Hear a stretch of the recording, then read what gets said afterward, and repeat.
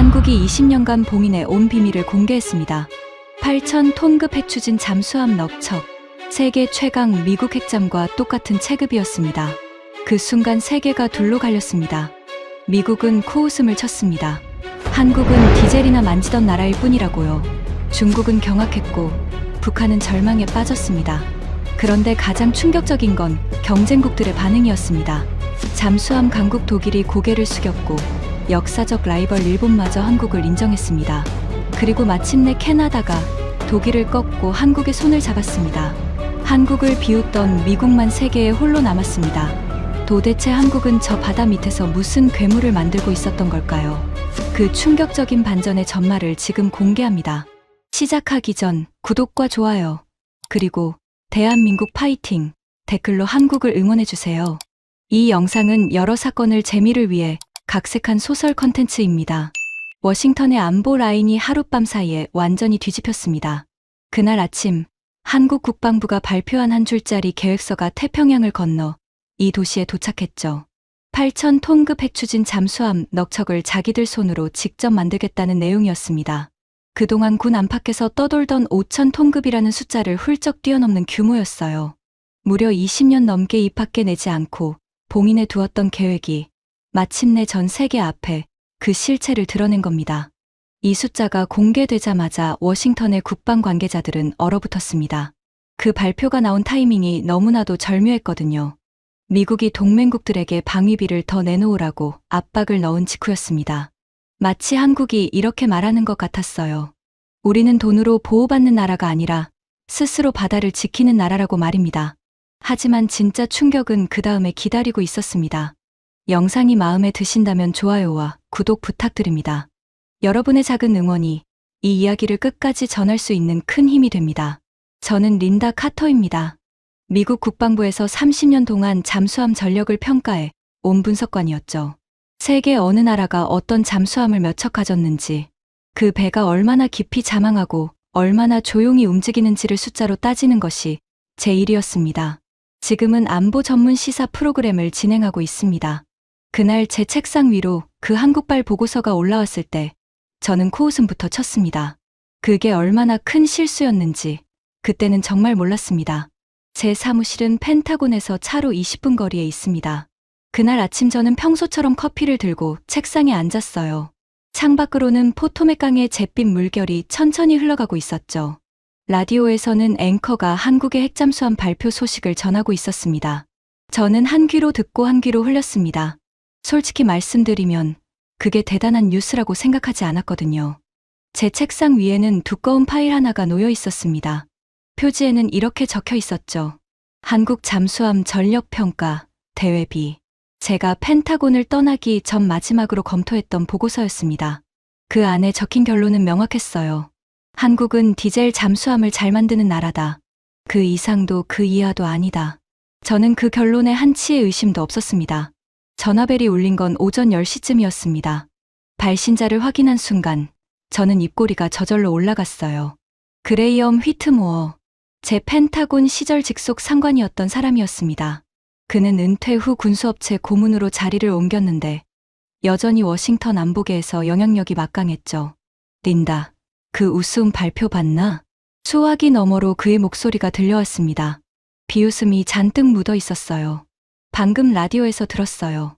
한국이 핵잠을 만들겠다고요? 핵잠이라고? 그게 핵잠이면 내 손에 장을 지지겠어. 그 친구들은 디젤이나 만지던 나라야. 평생 잠수함 엔진에 기름때 묻히던 하청업자들이라고. 그런 애들이 무슨 원자로를 돌려? 휘트모어의 웃음소리가 사무실 안에 울렸습니다. 저도 따라 웃었어요. 그 순간만큼은 그의 말이 너무나 당연하게 들렸거든요. 제가 마지막으로 본 보고서에도 그렇게 적혀 있었어요. 한국은 디젤 잠수함 전문이라고. 바로 그거야. 그 보고서 내가 쓰게 한 거잖아. 8,000톤. 그건 우리 해군 주력 핵잠이랑 같은 체급이야. 그 친구들이 그런 걸 자기 손으로 만든다고? 어디서 도면이라도 훔쳐왔겠지. 아니면 독일 거 베껴서 디젤 엔진에 페인트 칠한 거고. 그의 목소리에는 확신이 가득했습니다. 그리고 저는 그 확신을 그대로 받아들였어요. 30년 동안 같은 책상에 앉아 같은 숫자를 봐온 우리 둘에게 한국이라는 나라는 그저 동맹국 목록의 한 줄에 불과했으니까요. 깊이 들여다볼 가치가 있는 상대라고는 생각조차 하지 않았습니다. 그런데 왜 전화하셨어요, 그레이엄? 아, 그게 말이야. 윗선에서 한국 핵잠건으로 평가, 보고서를 다시 하나 만들라고 하더라고. 발표가 워낙 시끄러워서 의회가 신경을 쓰는 모양이야. 자네가 이 분야 최고 전문가잖아. 자네한테 맡기고 싶은데 어때? 저는 잠시 망설였습니다. 펜타곤을 떠난 지 꽤 됐고 지금은 방송 일로 바빴거든요. 내용은 이미 정해진 거 아닌가요? 한국은 위협 등급의 미달이다. 그렇게 결론 내면 되는 거잖아요. 수화기 너머에서 짧은 침묵이 흘렀습니다. 그리고 휘트모어가 목소리를 낮췄어요. 바로 그거야, 린다. 자네는 똑똑해. 결론은 이미 나와 있어. 그냥 자네 이름 좀 빌려주면 돼. 한국 핵잠은 과장된 허세다. 실전 능력은 의문이다. 그렇게 적어주면 되는 거야. 보수는 섭섭지 않게 챙겨줄게. 그때는 그 말이 그냥 평범한 의뢰처럼 들렸습니다. 이미 답이 정해진 일을 권위 있는 이름으로 마무리하는 것. 워싱턴에서는 흔한 일이었으니까요. 저는 별 생각 없이 고개를 끄덕였습니다. 알겠어요. 자료 보내주세요. 한번 볼게요. 전화를 끊고 나서 저는 다시 창밖을 봤습니다. 포토맥강 위로 갈매기 한 마리가 낮게 날고 있었어요. 그날따라 강물이 유난히 차가워 보였죠. 저는 그 의뢰가 제 30년 경력에서 가장 부끄러운 일이 될지 아니면 가장 정직한 일이 될지 전혀 알지 못했습니다. 그저 한국이라는 나라를 늘 그래왔듯이 가볍게 보고 있었을 뿐입니다. 이틀 뒤 휘트모어가 보낸 자료가 도착했습니다. 두꺼운 봉투 안에는 한국의 잠수함 개발 이력이 빼곡히 정리되어 있었어요. 저는 안경을 고쳐 쓰고 첫 장을 펼쳤습니다. 그리고 익숙한 안도감을 느꼈죠. 제가 알던 그대로였거든요. 자료의 첫머리에는 이렇게 적혀 있었습니다. 한국은 1990년대까지 독일에서 잠수함 기술을 들여와 면허 생산을 시작했다. 처음에는 부품을 조립하는 수준이었고 점차 자체 건조로 발전했다. 저는 속으로 생각했어요. 그래, 결국 시작은 남의 기술을 빌린 거였잖아. 휘트모어가 별도로 붙여둔 메모도 있었습니다. 손글씨로 이렇게 적혀 있었죠. 린다, 핵심만 봐. 이 친구들은 평생 디젤이었어. 원자로 돌려본 적도 없는 나라가 갑자기 8,000톤 핵잠. 코미디야. 적당히 깎아줘. 저는 그 메모를 보며 피식 웃었습니다. 그의 표현이 거칠긴 했지만 틀린 말은 아니라고 생각했거든요. 그날 오후 저는 옛 펜타곤 동료 몇 명을 점심 식사에 초대했습니다. 한국 핵잠건에 대한 업계의 분위기를 살펴보기 위해서였죠. 약속 장소는 펜타곤 근처의 오래된 스테이크 하우스였습니다. 문을 열고 들어서자 구운 고기 냄새와 함께 익숙한 웃음소리가 들려왔어요. 자리에 앉자마자 화제는 자연스럽게 한국으로 흘렀습니다. 그 한국 핵잠 얘기 다들 들었지? 먼저 입을 연 건 해군 출신 분석관 데이비드였습니다. 그는 포크로 스테이크를 찍으며 고개를 절레절레 흔들었어요. 솔직히 그거 정치쇼 아니야? 발표 타이밍 봐. 우리가 방위비 얘기 꺼내니까 갑자기 핵잠 카드를 던진 거잖아. 협상용 블러핑이지. 내 생각도 그래. 옆에 있던 정보 분석가 캐런이 거들었습니다. 그녀는 와인잔을 들며 어깨를 으쓱했어요. 핵잠이라는 게 어디 쉬운 일인가? 원자로를 잠수함 안에 넣는다는 건 차원이 다른 기술이야. 미국이랑 러시아, 영국, 프랑스, 중국, 그리고 인도까지.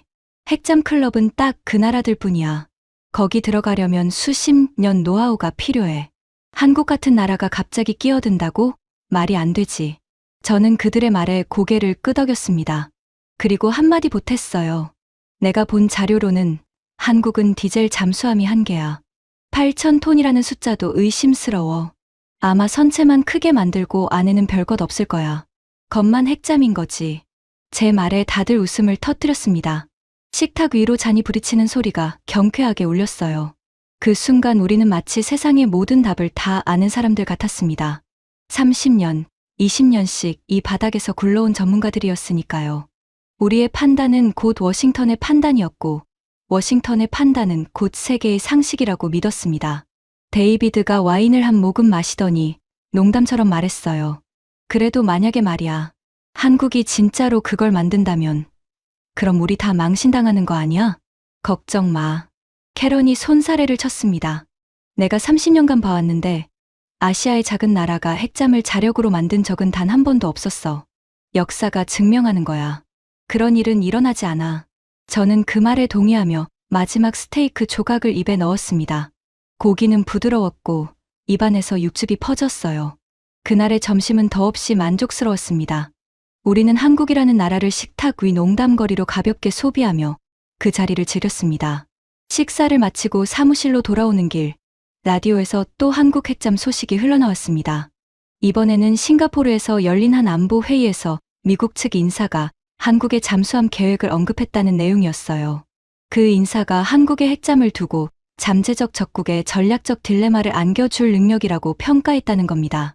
저는 라디오를 끄려다 멈칫했습니다. 잠깐, 전략적 딜레마라고? 그건 우리 쪽 사람들이 진짜 강한 무기에만 쓰는 표현이었거든요. 하지만 저는 곧 고개를 저었습니다. 외교적 수사겠지. 동맹국 기분 맞춰주려는 빈말일 거야. 그렇게 결론 짓고 라디오를 꺼버렸습니다. 사무실에 돌아온 저는 노트북을 열고 보고서 초안을 쓰기 시작했습니다. 제목은 이미 정해져 있었어요. 한국 핵추진 잠수함 계획에 대한 능력평가. 첫 문단을 쓰는 데는 1분도 걸리지 않았습니다. 한국의 핵잠수함 계획은 기술적 실현 가능성이 낮으며 발표된 재원은 과장되었을 가능성이 높다. 한국의 잠수함 개발 역사는 재래식 디젤 추진에 국한되어 있으며 원자력 추진 분야의 독자 기술 축적은 확인되지 않는다. 키보드를 두드리는 손가락이 가벼웠습니다. 이미 답을 알고 쓰는 글이었으니까요.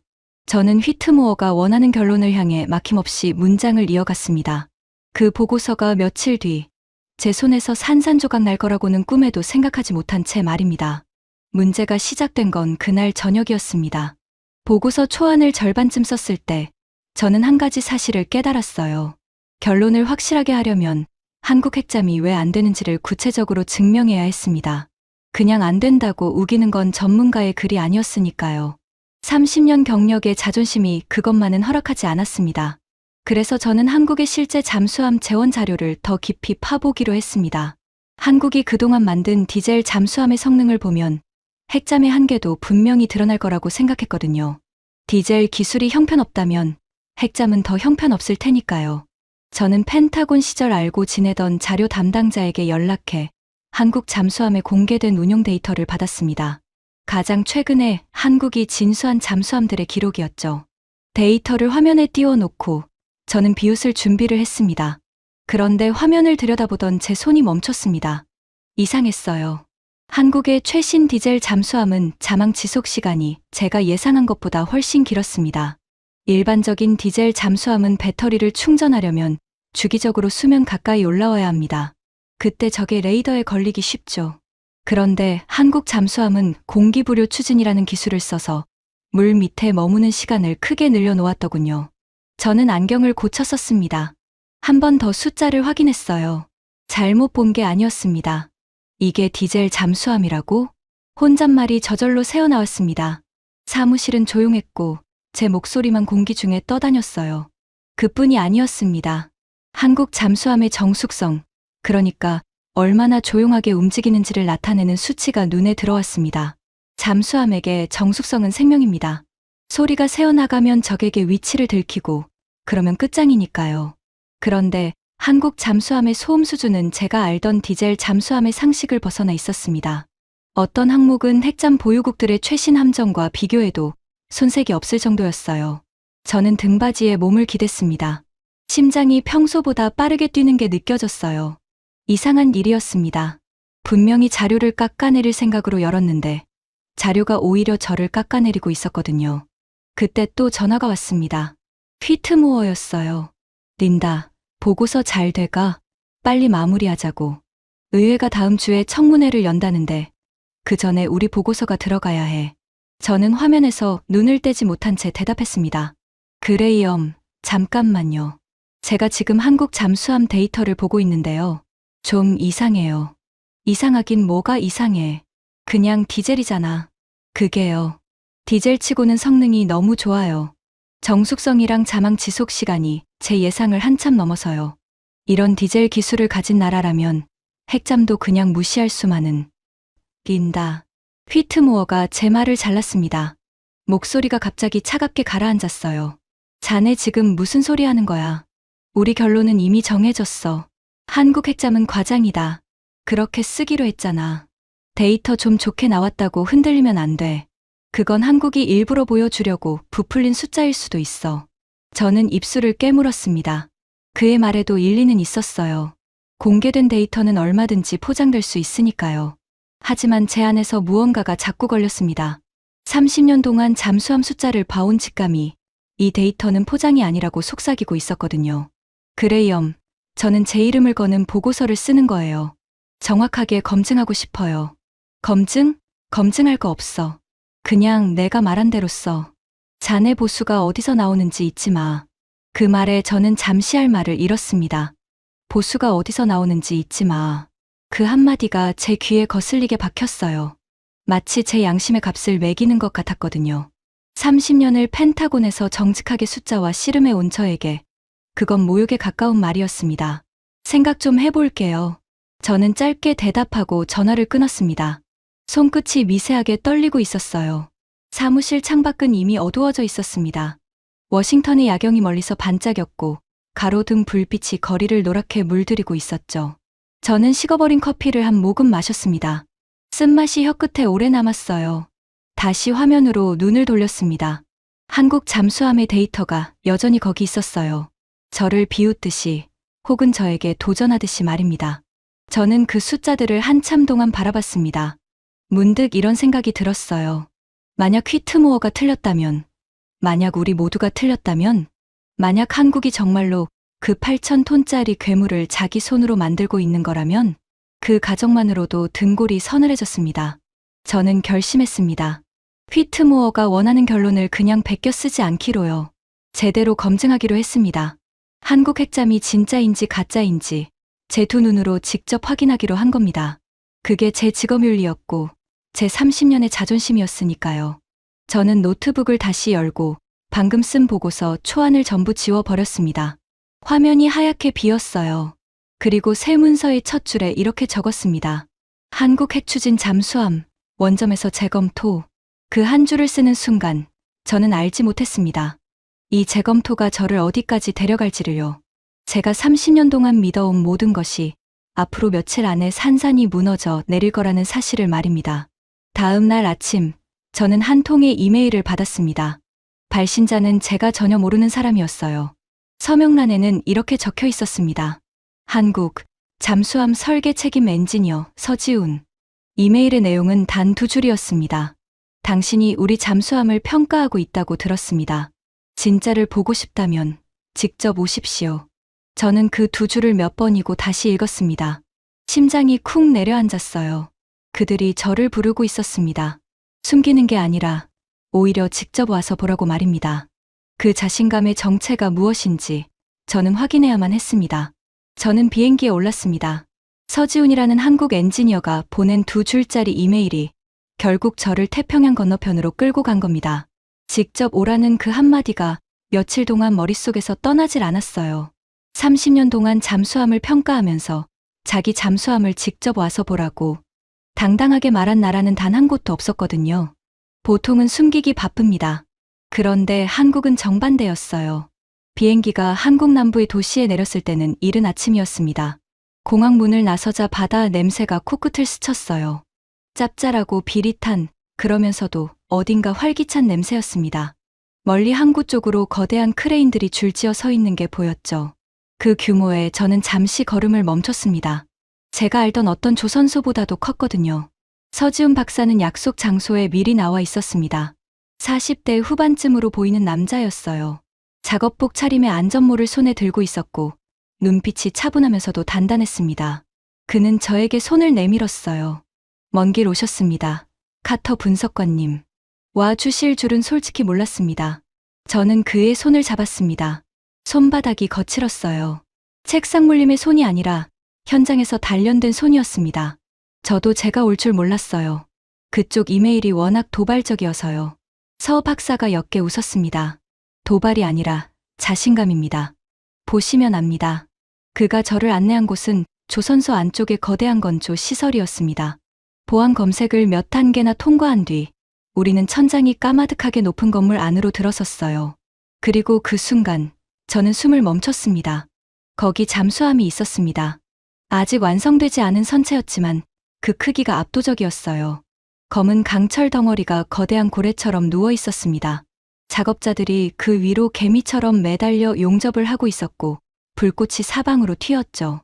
쇠를 깎는 날카로운 소리와 기계의 진동음이 건물 전체를 채우고 있었습니다. 공기 중에는 쇠 냄새와 기름 냄새, 그리고 용접할 때 나는 매캐한 냄새가 뒤섞여 있었어요. 저는 그 선체를 올려다보며 입을 열었습니다. 이게 그 8,000톤급인가요? 맞습니다. 서 박사가 고개를 끄덕였습니다. 넉척 중 첫 번째입니다. 지금 보시는 건 압력 선체입니다. 깊은 바다의 수압을 견뎌야 하는 핵심 구조죠. 저는 미간을 찌푸렸습니다. 머릿속에서 휘트모어의 목소리가 들리는 것 같았어요. 그냥 선체만 크게 만들고 안에는 별것 없을 거야. 겉만 핵잠인 거지. 저는 그 말을 떠올리며 일부러 냉정한 목소리로 물었습니다. 선체는 크네요. 그런데 안에 들어갈 추진 기관은요? 진짜 원자로를 넣는 건가요? 아니면 디젤 엔진을 넣고 핵잠이라고 부르는 건가요? 제 질문에는 가시가 돋아 있었습니다. 저는 그가 당황하기를 기대했어요. 말을 더듬거나 얼버무리거나 화제를 돌리기를요. 그래야 제 보고서의 결론이 맞아떨어지니까요. 그런데 서 박사는 조금도 동요하지 않았습니다.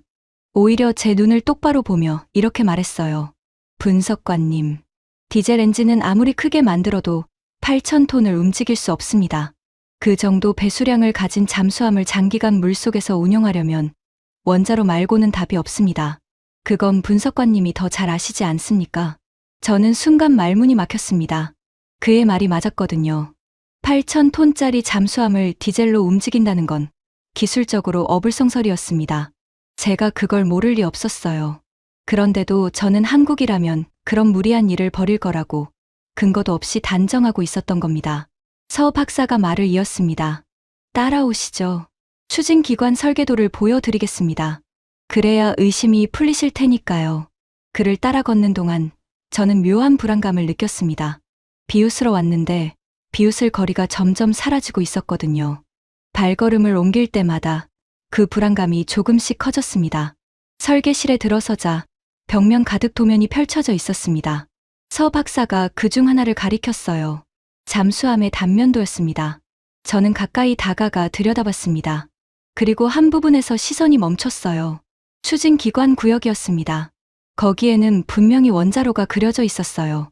디젤 엔진이 아니었습니다. 작지만 정교하게 설계된 원자로였죠. 저는 도면에서 눈을 떼지 못한 채 중얼거렸습니다. 이건 디젤이 아니네요. 네, 디젤이 아닙니다.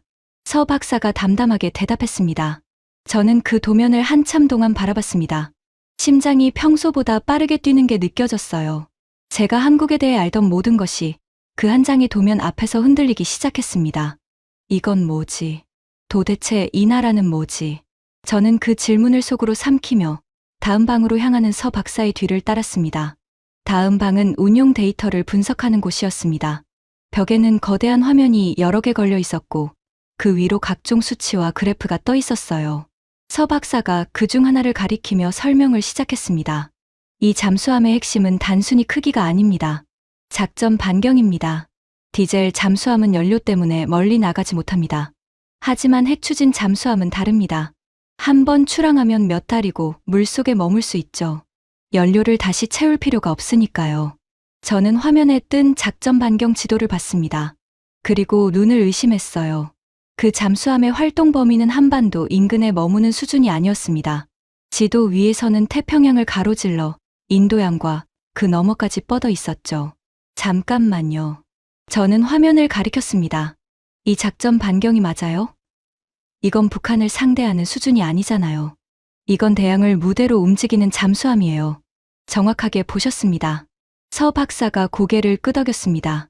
그의 목소리에는 자부심이 묻어 있었어요. 많은 분들이 오해하십니다. 한국 잠수함은 북한만 막으면 된다고 생각하시죠. 하지만 우리가 지키려는 건 더 넓습니다. 우리 무역선이 지나가는 모든 바닷길입니다. 한국은 자원이 없는 나라입니다. 모든 걸 배로 실어옵니다. 그 길이 막히면 나라가 멈춥니다. 그래서 우리는 멀리 나갈 수 있는 잠수함이 필요한 겁니다. 저는 그 말을 들으며 등골이 서늘해졌습니다. 한국은 단순히 방어용 무기를 만드는 게 아니었어요. 세계의 바다를 무대로 삼겠다는 의지를 품고 있었던 겁니다. 그건 제가 알던 한국의 모습이 전혀 아니었습니다. 서 박사가 다른 화면으로 저를 안내했습니다. 이번에는 정숙성 데이터였어요. 잠수함에게 가장 중요한 건 조용함입니다. 소리가 나면 적에게 들킵니다. 들키면 죽습니다. 그래서 우리는 소음을 줄이는데 수십 년을 쏟았습니다. 화면에 그래프가 떴습니다. 저는 그 수치를 보고 한동안 말을 잇지 못했어요. 한국 잠수함의 소음 수준은 제가 알던 핵잠 보유국들의 최신 함정과 비교해도 결코 뒤지지 않았습니다. 어떤 항목에서는 오히려 더 조용했어요. 이게 진짜예요? 저도 모르게 목소리가 떨렸습니다. 이 정숙성 수치가 사실이라면 이 잠수함은 적의 코앞까지 들키지 않고 접근할 수 있다는 건데 바로 그겁니다. 서 박사가 말했습니다. 우리는 이걸 수중에서 적을 먼저 찾아내고 먼저 대응하는 능력이라고 부릅니다. 적이 우리를 발견하기 전에 우리가 먼저 적을 잡는 거죠. 그러려면 조용해야 하고 오래 잠겨 있어야 하고 멀리 나갈 수 있어야 합니다. 이 잠수함은 그 세 가지를 모두 갖추고 있습니다. 저는 화면 앞에서 한참을 서 있었습니다. 머릿속이 복잡했어요. 워싱턴의 스테이크 하우스에서 동료들과 나눴던 대화가 떠올랐습니다. 겁만 핵잠일 거야. 선체만 크고 안에는 별것 없을 거야. 우리는 그렇게 비웃었죠. 잔을 부딪히며 한국을 농담거리로 삼았습니다. 그런데 지금 제 눈앞에 있는 건 농담이 아니었습니다. 저는 떨리는 손으로 수첩을 꺼냈습니다. 데이터를 받아 적기 시작했어요. 적으면 적을수록 제 손이 더 떨렸습니다. 이 숫자들은 제가 쓴 보고서 초안을 한 줄도 남김없이 부정하고 있었거든요. 한국의 핵잠은 과장되었다. 기술적 실현 가능성이 낮다. 그렇게 적었던 제 문장들이 지금 제 눈앞에서 산산조각 나고 있었습니다. 서 박사가 제 표정을 살피더니 조용히 물었습니다. 분석관님, 괜찮으십니까? 안색이 좋지 않으십니다. 저는 고개를 들었습니다. 그리고 솔직하게 대답했어요. 솔직히 말할게요. 저는 여기 한국 잠수함을 깎아내리려고 왔어요. 보고서에 그렇게 쓰기로 되어 있었거든요. 그런데 지금 제가 본 건 제가 쓴 글을 전부 거짓말로 만들고 있어요. 서 박사는 잠시 저를 바라봤습니다. 그리고 천천히 입을 열었어요. 카터 분석관님, 저는 분석관님이 거짓말쟁이라고 생각하지 않습니다. 다만 잘못된 정보를 받으셨을 뿐이죠. 많은 나라가 한국을 과소평가합니다. 우리는 그걸 탓하지 않습니다. 대신 보여드립니다. 진실은 데이터에 있으니까요. 그의 말에는 어떤 원망도 없었습니다. 오히려 담담한 자신감이 느껴졌어요. 그 담담함이 저를 더 부끄럽게 만들었습니다. 저는 수첩을 덮었습니다. 그리고 한 가지 사실을 인정할 수밖에 없었어요. 한국은 제가 생각하던 나라가 아니었습니다. 이건 시작에 불과했고 저는 더 깊이 들어가야만 했습니다. 다음은 뭘 보여주실 건가요? 제 질문에 서 박사가 옅게 웃었습니다. 가장 중요한 걸 보여드리겠습니다. 이 모든 의심을 끝내줄 곳으로 가시죠. 원자로 설계실입니다. 원자로 설계실은 가장 깊은 곳에 있었습니다. 문을 열고 들어가려면 또 한 번 보안 절차를 거쳐야 했어요. 서 박사가 카드를 대자 두꺼운 철문이 묵직한 소리를 내며 열렸습니다. 안으로 들어서자 서늘한 공기가 피부에 닿았어요. 다른 방들과 달리 이곳은 조용했습니다. 기계 소리도 용접 소리도 들리지 않았죠. 오직 낮게 우문거리는 환기 장치 소리만 들릴 뿐이었습니다. 방 가운데에는 거대한 모형이 놓여 있었습니다. 잠수함에 들어갈 소형 원자로의 실물 크기 모형이었어요. 저는 그 모형 앞으로 다가갔습니다. 가까이서 보니 그 정교함에 절로 감탄이 나왔어요. 하지만 저는 아직 의심을 버리지 못하고 있었습니다. 그래서 마지막 카드를 꺼냈어요. 서 박사님, 솔직하게 묻겠어요. 이 원자로 설계 어디서 가져온 거예요? 미국 거예요? 아니면 프랑스나 러시아 거예요? 핵잠 원자로 기술은 극소수 나라만 가지고 있어요. 한국이 갑자기 이런 걸 만들 수는 없어요. 누군가의 설계를 베꼈겠죠. 제 목소리에는 다시 가시가 돋아 있었습니다. 휘트모어의 마지막 방어선이 제 입을 통해 나오고 있었던 거예요. 어디서 도면이라도 훔쳐왔겠지. 독일 거 베꼈겠지. 저는 그 말에 마지막 희망을 걸고 있었습니다. 베낀 거라면 그래도 제 보고서를 일부는 살릴 수 있으니까요. 서 박사는 제 말을 끝까지 들었습니다. 그리고 천천히, 아주 천천히 고개를 저었어요. 분석관님, 한 가지 알려드릴 게 있습니다. 한국은 원자력 발전소를 직접 설계하고 짓는 나라입니다. 수십 년 동안 자체 기술로 원자로를 만들어 왔습니다. 그뿐이 아닙니다. 우리는 다른 나라에 원자력 발전소를 수출하기도 합니다. 우리에게 원자로 기술은 빌려오는 기술이 아니라 빌려주는 기술입니다. 저는 그 말에 한 대 얻어맞은 기분이었습니다. 미처 생각하지 못했던 부분이었거든요. 저는 한국을 디젤 잠수함이라는 좁은 틀에 가둬놓고만 봤지. 그 나라가 원자력이라는 거대한 산업을 이미 손에 쥐고 있다는 사실은 떠올리지도 못했습니다. 서 박사가 모형을 가리키며 설명을 이었습니다. 발전소용 원자로는 큽니다. 땅 위에 짓는 거니까요. 하지만 잠수함에 넣으려면 작아야 합니다. 그게 가장 어려운 부분이죠. 우리는 발전소 기술을 바탕으로 그걸 잠수함 안에 들어갈 만큼 작게 줄였습니다. 거기에 우리가 수십 년 쌓은 조선 기술과 잠수함 운용 경험을 합쳤죠. 발전소 기술, 조선 기술, 잠수함 기술. 이 세 가지를 모두 가진 나라는 세계에서도 손에 꼽습니다. 한국은 그 중 하나입니다. 저는 모형을 다시 바라봤습니다. 이번에는 다른 눈으로요. 그건 베낀 물건이 아니었습니다. 한국이라는 나라가 수십 년 동안 쌓아온 모든 기술이 그 작은 원자로 안에 응축되어 있었던 겁니다. 저는 마지막으로 한 가지를 확인하고 싶었습니다. 이걸 증명할 수 있어요? 독자 설계라는 걸요? 서 박사가 고개를 끄덕였습니다. 그는 옆에 있던 자료처를 가져와 펼쳤어요. 그 안에는 원자로 개발 과정이 단계별로 기록되어 있었습니다. 초기 설계부터 시험, 수정, 다시 시험으로 이어지는 수많은 기록이었죠. 실패의 흔적도 고스란히 담겨 있었어요. 베낀 설계라면 있을 수 없는 시행착오의 역사였습니다. 저는 그 기록들을 한 장 한 장 넘겨봤습니다. 손끝이 떨렸어요. 이건 진짜였습니다. 한국은 정말로 자기 손으로 처음부터 끝까지 이 원자로를 만들어낸 거였습니다. 저는 자료철을 덮고 잠시 눈을 감았습니다. 머릿속에서 워싱턴의 목소리들이 와르르 무너지는 소리가 들리는 것 같았어요. 한국은 디젤이나 만지던 나라야. 평생 기름때나 묻히던 하청업자들이야. 그 비웃음들이 지금 이 방 안에서 모두 거짓으로 판명나고 있었습니다. 저는 눈을 뜨고 입을 열었습니다.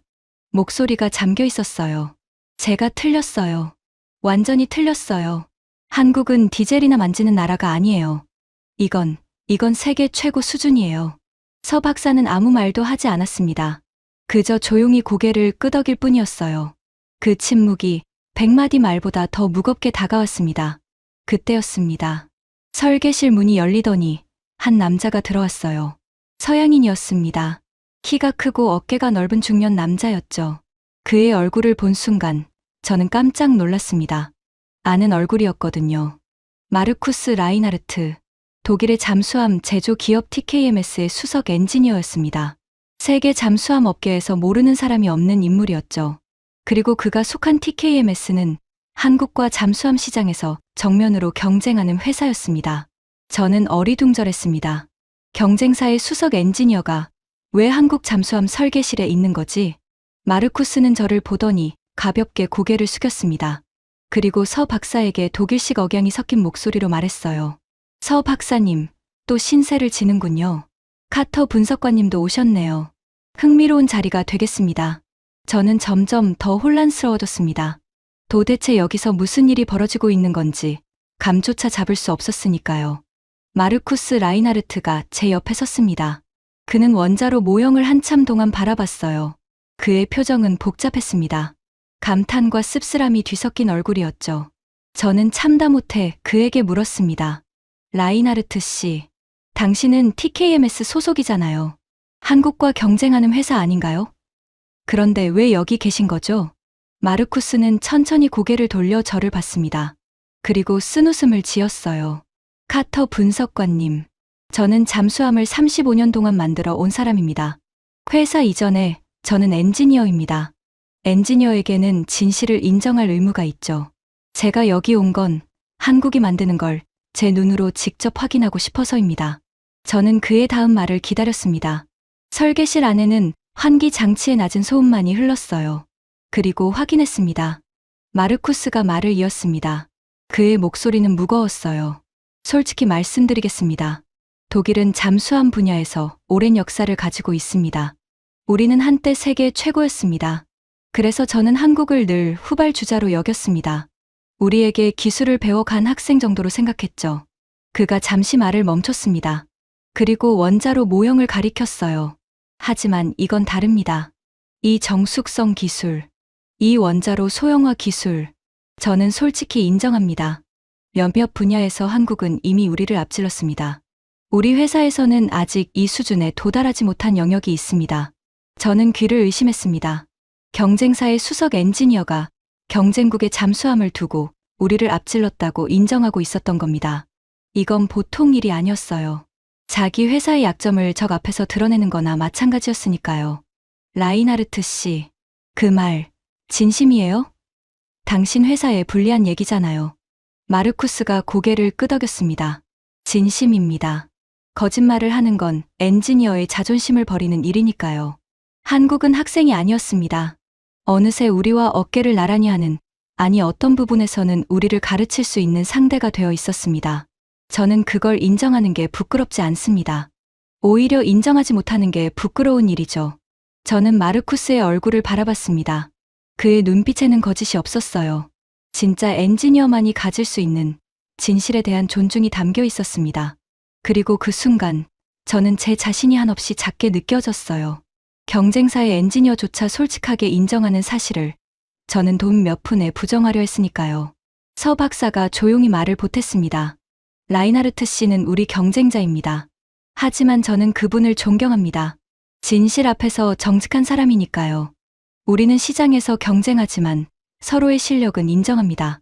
그게 진짜 엔지니어들의 세계입니다. 그날 저녁, 저는 더 충격적인 장면을 목격했습니다. 서 박사가 저를 작은 회의실로 안내했어요. 거기서 화상회의가 진행되고 있었습니다. 화면 속에는 동아시아의 다른 나라 사람이 있었어요. 나중에 알고 보니 일본의 전직 해상 방위 간부였습니다. 잠수함 작전을 오래 지휘했던 인물이라고 했어요. 일본과 한국은 역사적으로 복잡한 관계입니다. 라이벌 의식이 강한 두 나라죠. 그래서 저는 그 일본 간부가 한국 잠수함을 깎아내릴 거라고 예상했습니다. 경쟁국이니까요. 그런데 화면 속 그 노년의 일본 간부는 제 예상과 정반대의 말을 했습니다. 저는 평생 한국을 경쟁자로 봐왔습니다. 솔직히 인정하기 싫었습니다. 하지만 이번 잠수함은 다릅니다. 한국의 기술은 우리가 생각했던 수준을 넘어섰습니다. 같은 바다를 쓰는 이웃으로서 저는 한국의 성취를 인정합니다. 인정하지 않는 건 비겁한 일입니다.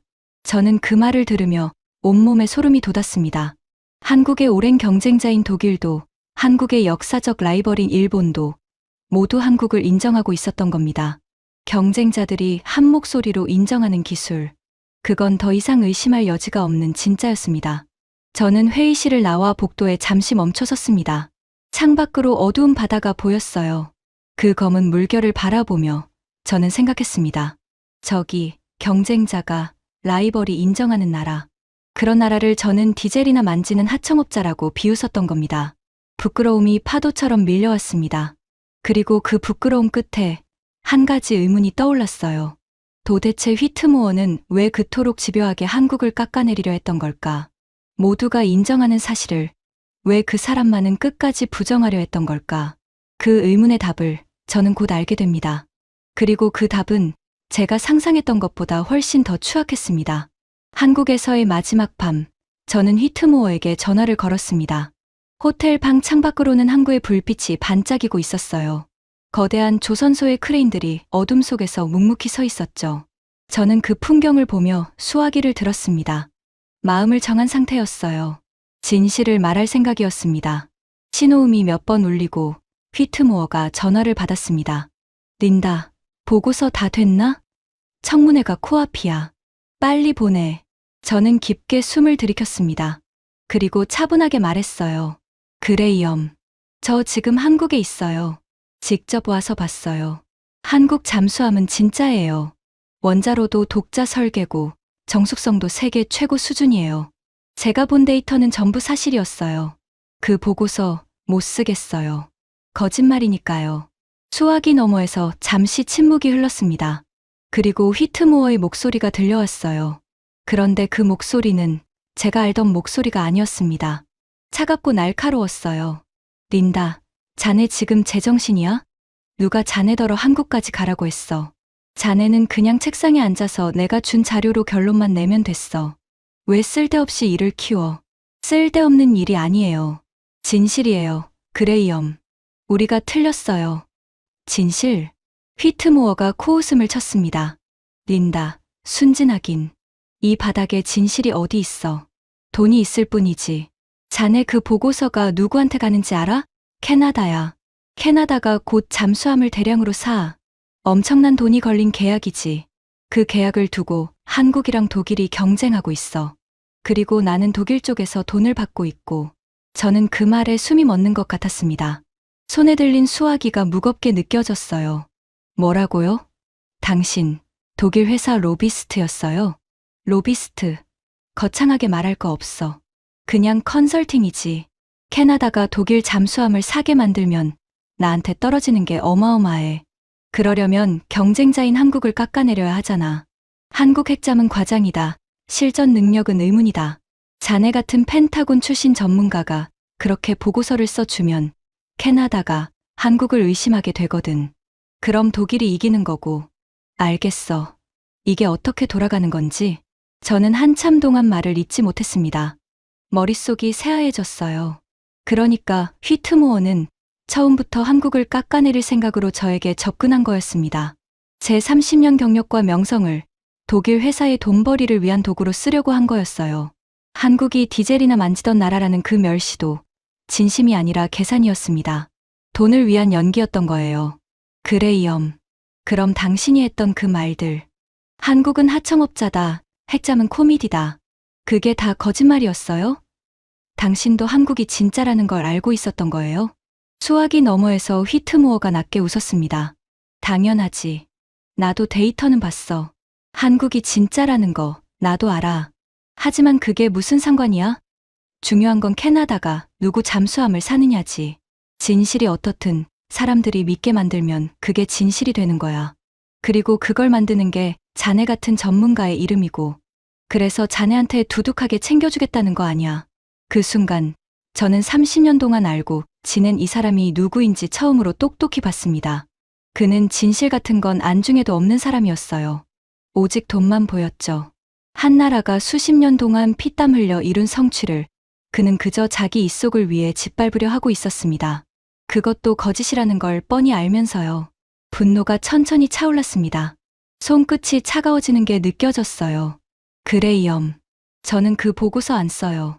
거짓말로 한 나라를 깎아내리는 일에 제 이름을 빌려주지 않을 거예요. 린다. 휘트모어의 목소리가 다시 차갑게 변했습니다. 잘 생각해. 자네가 협조 안 하면 나는 다른 사람을 찾으면 돼. 하지만 자네는 잃을 게 많아. 방송일, 명성, 인맥. 내가 마음만 먹으면 자네 평판 정도는 얼마든지 흔들 수 있어. 30년 우정 생각해서 좋게 말할 때 들어. 보고서 써. 알았어? 협박이었습니다. 노골적인 협박이었어요. 그는 우정이라는 단어까지 입에 올리며 저를 자기 뜻대로 움직이려 하고 있었습니다. 하지만 그 말은 오히려 제 결심을 단단하게 만들었어요. 그레이엄. 30년 동안 당신을 존경했어요. 그런데 지금 보니 제가 존경한 건 허상이었네요. 당신은 엔지니어도 전문가도 아니에요. 그냥 돈에 영혼을 판 사람이에요. 저는 그렇게 살지 않을 거예요. 린다, 너 정말. 저는 전화를 끊었습니다. 수화기를 내려놓는 손이 떨렸어요. 하지만 마음은 그 어느 때보다 또렷했습니다. 창밖으로 다시 항구를 바라봤습니다. 한국의 조선소가 어둠 속에서 불을 밝히고 있었어요. 저 안에서 수많은 사람들이 지금 이 순간에도 8,000톤짜리 잠수함을 만들고 있었죠. 누군가는 진실을 만들고 누군가는 그 진실을 돈으로 덮으려 하고 있었습니다. 저는 결심했습니다. 진실의 편에 서기로요. 30년 경력을 걸고 거짓이 아니라 사실을 말하기로 했습니다. 하지만 그때까지도 저는 알지 못했습니다. 캐나다의 그 거대한 잠수함 계약이 곧 어떤 결말을 맞게 될지를요. 그리고 그 결말이 휘트모어 같은 사람들의 세상을 어떻게 뒤집어 놓을지를 말입니다. 다음 날 아침, 저는 워싱턴으로 돌아가는 비행기에 올랐습니다. 가방 안에는 한국에서 받은 데이터가 가득 들어 있었어요. 그리고 제 마음속에는 이제 막 시작된 분노와 결심이 함께 타오르고 있었습니다. 워싱턴으로 돌아온 지 며칠 지나지 않아 그 소식이 터졌습니다. 캐나다가 차세대 잠수함 사업의 최종 결정을 발표한 겁니다. 수십조 원이 걸린 거대한 계약이었어요. 한국과 독일이 마지막까지 맞붙은 그 경쟁의 승자가 마침내 가려진 거죠. 저는 그 발표를 사무실에서 생중계로 지켜봤습니다. 화면 속 캐나다 국방 당국자가 단상에 올라 마이크 앞에 섰어요. 그가 입을 열기 직전 저도 모르게 두 손을 꽉 쥐었습니다. 심장이 빠르게 뛰었어요. 오랜 검토 끝에 캐나다 정부는 차세대 잠수함 사업의 우선 협상 대상자로 한국의 하나를 선정했습니다. 그 한마디에 저는 자리에서 벌떡 일어섰습니다. 한국이 이겼습니다. 독일을 꺾고 한국이 그 거대한 계약을 따낸 겁니다. 화면 속 당국자는 선정 이유를 설명했어요. 한국 잠수함의 정숙성, 긴 작전 지속 능력, 그리고 무엇보다 약속한 일정을 지킬 수 있는 건조 능력이 결정적이었다고 했습니다. 그는 이렇게 덧붙였어요. 우리는 가장 뛰어난 기술을 가진 파트너를 선택했습니다. 그 기준에 가장 부합한 것이 한국이었습니다. 저는 그 말을 들으며 온몸의 전율이 일었습니다. 불과 몇 주 전, 저는 워싱턴의 스테이크 하우스에서 한국을 비웃었어요. 디젤이나 만지는 나라라고요. 그런데 지금 그 나라가 잠수함 강국 독일을 정면으로 꺾고 세계 무대에서 승리를 거머쥐었습니다. 그 순간 떠오른 사람이 있었습니다. 휘트모어였어요. 저는 곧바로 업계 소식을 확인했습니다. 그리고 알게 됐죠. 휘트모어의 계획이 완전히 무너졌다는 걸요. 그가 그토록 밀어붙이려 했던 독일의 승리는 물거품이 됐습니다. 그뿐이 아니었어요. 그가 뒤에서 한국을 깎아내리는 보고서를 사주하고 다녔다는 사실이 업계에 조금씩 새어나가기 시작했습니다. 진실을 알면서도 돈을 위해 거짓을 퍼뜨린 그의 행동이 이제 그의 발목을 잡고 있었던 거죠. 며칠 뒤 저는 마르쿠스 라인하르트에게서 연락을 받았습니다. 패배한 독일 회사의 수석 엔지니어가 직접 저에게 전화를 걸어온 거예요. 저는 조심스럽게 수화기를 들었습니다. 라인하르트 씨, 결과는 들었어요. 마음이 어떠세요? 수화기 너머에서 그가 조용히 웃었습니다. 패배의 씁쓸함이 묻어 있었지만 어딘가 후련한 웃음이기도 했어요. 아쉽습니다. 정말 아쉽죠. 하지만 카터 분석관님, 저는 결과에 승복합니다. 한국은 정정당당하게 이겼습니다. 더 좋은 기술을 가진 쪽이 이긴 겁니다. 그게 공정한 경쟁이죠. 저는 한국을 축하합니다. 저는 그의 말에 고개를 끄덕였습니다. 그리고 한 가지를 깨달았어요. 같은 패배 앞에서도 마르쿠스와 휘트모어는 정반대였습니다. 마르쿠스는 진실을 인정하고 상대를 축하했어요. 하지만 휘트모어는 진실을 부정하고 거짓으로 상대를 짓밟으려 했죠. 진짜 전문가와 가짜 장사꾼의 차이가 그렇게 선명하게 드러났습니다. 라인하르트 씨, 당신 같은 분이 진짜 엔지니어예요. 저는 당신을 존경해요. 고맙습니다. 카터 분석관님.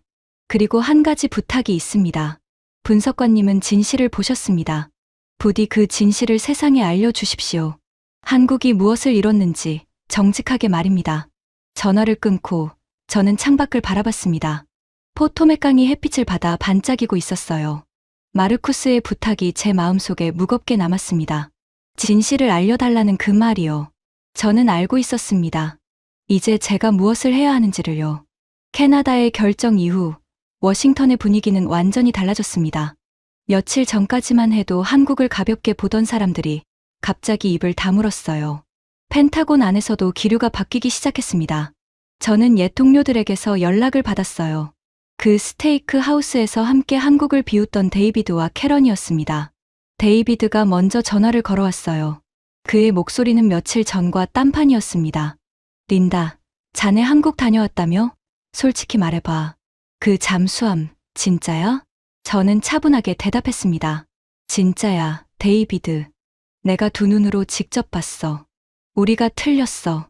완전히 틀렸지. 수화기 너머에서 한숨 소리가 들렸습니다. 이거 큰일이네. 우리 분석이 다 잘못됐다는 거잖아. 위에서 난리야. 어떻게 한국이 핵잠을 자력으로 만드는데 펜타곤이 그걸 과소평가했냐고. 그 통화 이후 더 놀라운 일이 벌어졌습니다. 미국 국방당국 안에서 한국의 잠수함 기술을 배워야 한다는 목소리가 나오기 시작한 거예요. 특히 정숙성 분야와 원자로 소형화 기술에서 한국과 협력할 방법을 찾아보자는 검토가 시작됐다고 했습니다. 저는 그 소식을 듣고 한동안 멍하니 앉아 있었습니다. 제가 30년 동안 일했던 펜타곤이었어요. 그곳은 늘 세계 최고라는 자부심으로 가득한 곳이었습니다. 미국이 정점이고 다른 나라들은 미국을 따라오는 입장이라고 모두가 믿었죠. 저 역시 그 믿음 속에서 살아왔습니다. 그런데 지금 그 믿음이 뒤집히고 있었습니다. 미국이 한국에게 배우려 하고 있었어요. 따라오던 나라가 아니라 앞서가는 나라로서의 한국에게요. 이건 단순히 잠수함 하나의 문제가 아니었습니다. 세계의 질서가 바다 밑에서부터 바뀌고 있다는 신호였어요. 저는 문득 서지훈 박사가 했던 말을 떠올렸습니다. 우리에게 원자로 기술은 빌려오는 기술이 아니라 빌려주는 기술입니다. 그때는 그 말이 그저 자신감으로만 들렸어요. 하지만 지금 보니 그건 자신감이 아니라 사실이었습니다. 한국은 이제 기술을 받는 나라가 아니라 기술을 주는 나라가 되어 있었던 겁니다. 그 사이 휘트모어의 추락은 계속됐습니다. 그가 독일 회사의 돈을 받고 거짓 보고서를 사주했다는 사실이 결국 공개적으로 드러났어요. 그를 믿고 일을 맡겼던 사람들이 하나둘 등을 돌렸습니다. 평생 쌓아온 그의 인맥과 명성은 거짓이 밝혀지는 순간 모래성처럼 무너졌죠. 저는 그가 마지막으로 보낸 문자 메시지를 봤습니다. 거기엔 이렇게 적혀 있었어요. 린다, 자네가 보고서만 써줬어도 이렇게까지 안 됐어. 다 자네 탓이야.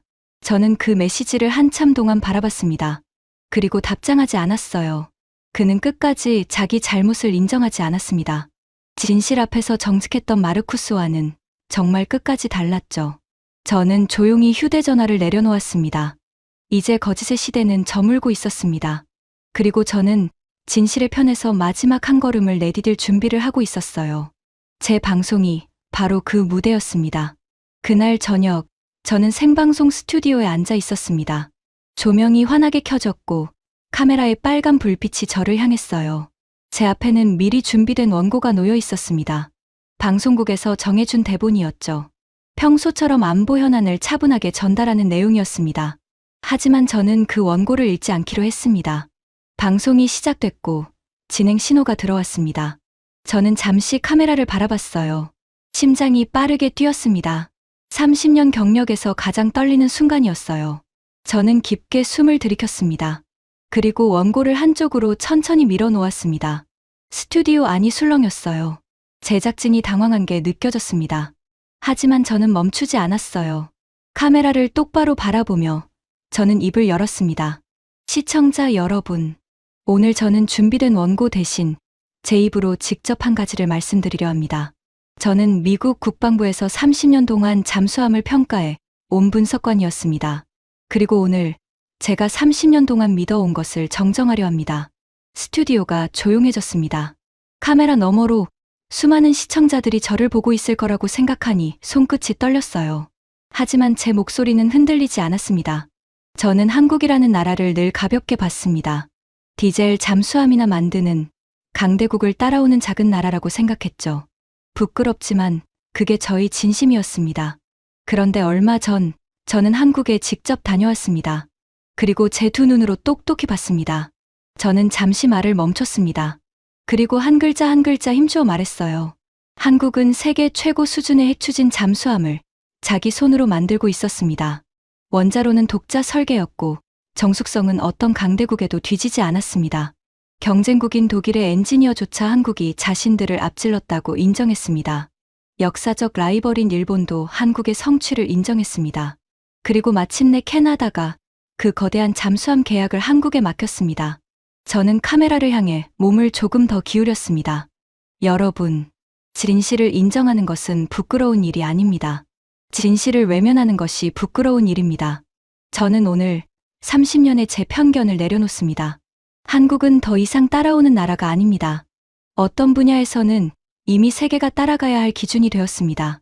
방송이 끝났을 때 스튜디오는 한동안 침묵에 잠겼습니다. 그러다 제작진 한 사람이 조용히 박수를 치기 시작했어요. 그리고 그 박수가 점점 스튜디오 전체로 퍼져나갔습니다. 저는 마이크를 내려놓고 자리에서 일어섰습니다. 마음이 그 어느 때보다 가벼웠어요. 30년 동안 짊어지고 있던 거짓의 무게를 마침내 내려놓은 기분이었습니다. 며칠 뒤 저는 서지훈 박사에게서 한 통의 이메일을 받았습니다. 그 방송을 봤다는 내용이었어요. 이메일의 마지막에는 이렇게 적혀 있었습니다. 당신은 진실 앞에서 정직한 사람이었습니다. 우리는 그런 사람을 존경합니다. 언제든 다시 한국에 오십시오. 이번에는 손님이 아니라 친구로 환영하겠습니다. 저는 그 글을 읽으며 눈시울이 뜨거워졌습니다. 한국은 자신을 비웃었던 사람에게조차 진실을 인정한 순간 친구의 손을 내밀었어요. 그 너른 마음이 어쩌면 그 나라가 여기까지 올 수 있었던 진짜 힘인지도 모르겠습니다. 저는 다시 창밖을 바라봤습니다. 워싱턴의 밤하늘에 별이 떠 있었어요. 저 먼 태평양 건너편 한국의 조선소에서는 지금 이 순간에도 8,000톤짜리 잠수함이 만들어지고 있을 겁니다. 누군가가 안 된다고 비웃을 때 묵묵히 칼날을 갈며 여기까지 온 나라가 만든 그 괴물이 말입니다. 바다의 질서는 바뀌고 있습니다. 그리고 그 변화의 한가운데에 한국이 서 있습니다. 저는 이제 압니다. 진짜 강함은 큰 목소리에서 나오지 않는다는 것을요. 누가 알아주지 않아도 묵묵히 자기 길을 걸어온 자만이 결국 세상이 인정할 수밖에 없는 진짜가 된다는 것을요. 한국이 그것을 증명했습니다. 지금까지 미국 펜타곤 분석관 린다 카터가 한국에서 마주한 충격적인 이야기였습니다. 누가 알아주지 않아도 묵묵히 칼날을 갈며 여기까지 온 대한민국. 세계가 비웃던 그 나라가 이제는 세계가 따라가야 할 기준이 되었습니다. 이 자랑스러운 이야기가 더 많은 분들의 가슴에 닿을 수 있도록 널리 공유해 주세요. 작은 자부심이 모이면 큰 힘이 됩니다. 구독과 좋아요도 잊지 말아 주세요. 지금까지 감동테라였습니다. 감사합니다.